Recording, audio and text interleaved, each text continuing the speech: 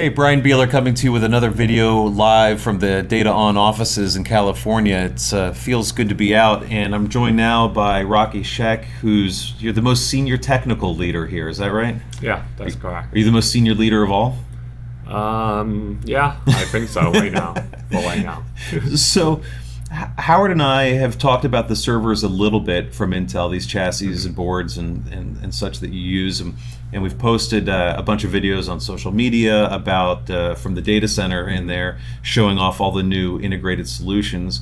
But I wanted to talk with you specifically because I know you've got the hardware background to really kind of get into what's special or what's new and interesting on these specifically. So we've got the 1U integrated solution pulled out. Again, Intel chassis and board. But what are you excited about this generation of hardware?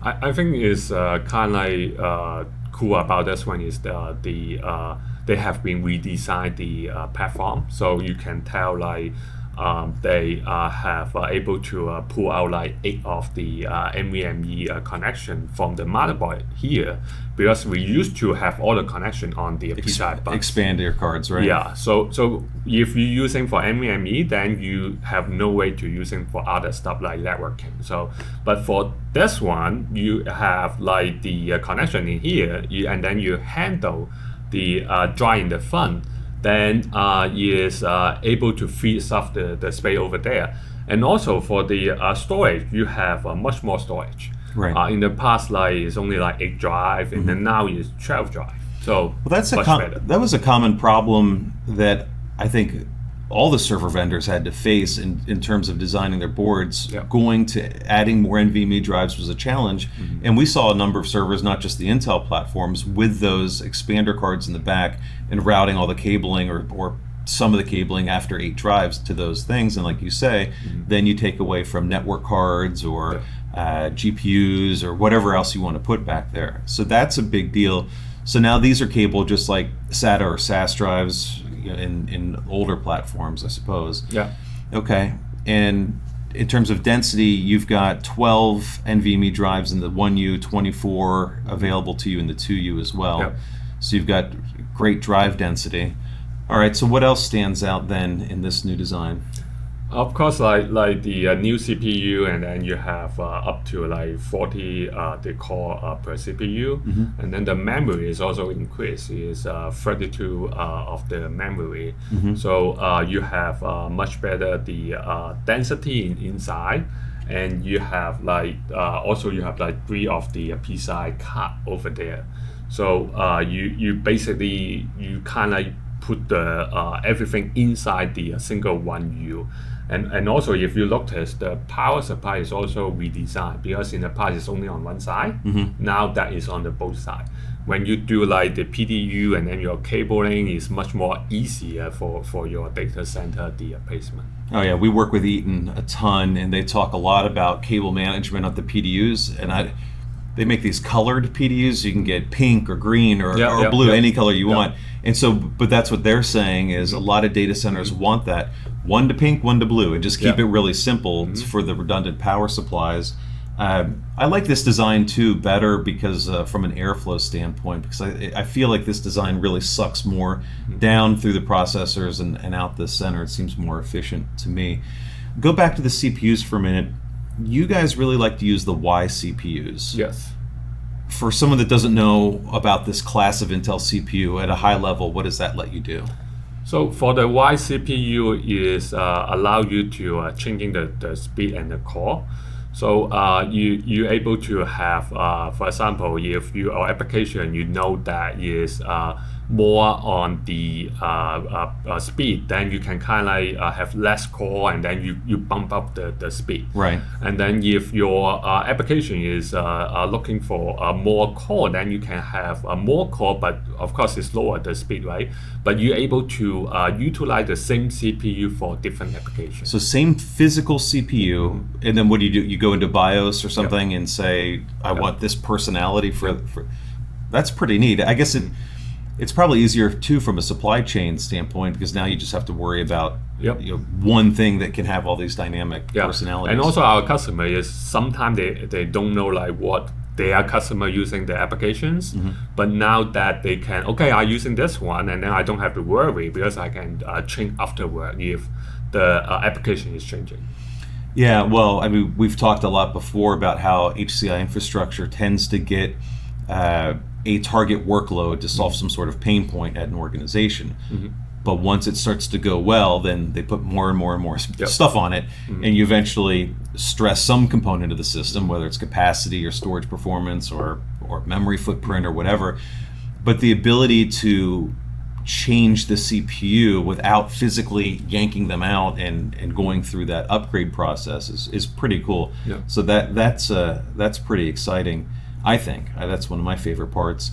You've supported persistent memory before. Obviously, you can still do that here, which is interesting.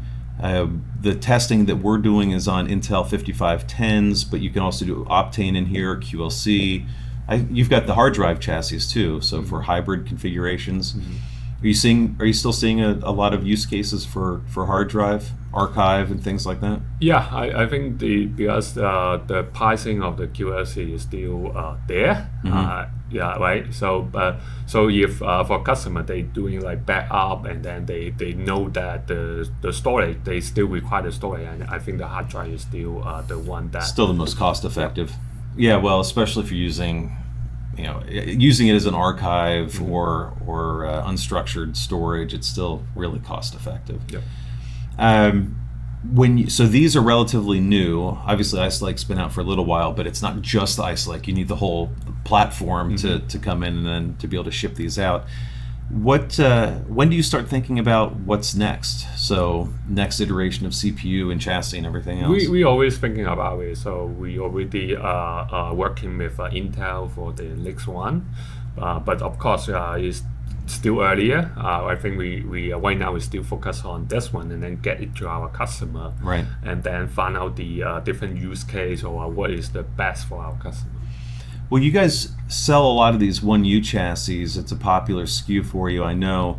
One of the things we've been looking at a lot lately is the E1S Ruler SSD form factor, which I think's pretty cool. And when you put them in these 1Us, you can get tremendous density and performance. Have you guys, I mean, I know it's too early and Intel doesn't offer it in this chassis for you, but what do you think about Ruler? Is that something you guys have considered at all? So so we are looking at the ruler. I think that is depend on what you need because they, as you mentioned, is really stand. So you can have 1 petabyte in 1U. Right. But is like all the customer looking for, and then also I think the challenge is the availability also. Right. Because right now a lot of things is shortage, and then the availability is more difficult. But for like the standard, the U.2 or U.3 is more more available over there, sure. Right? So I think for the current customer, and I think the U.2 and U.3 is still more make sense, but definitely we're looking at the ruler and then E.3 or like the future stuff. Definitely we are looking on that.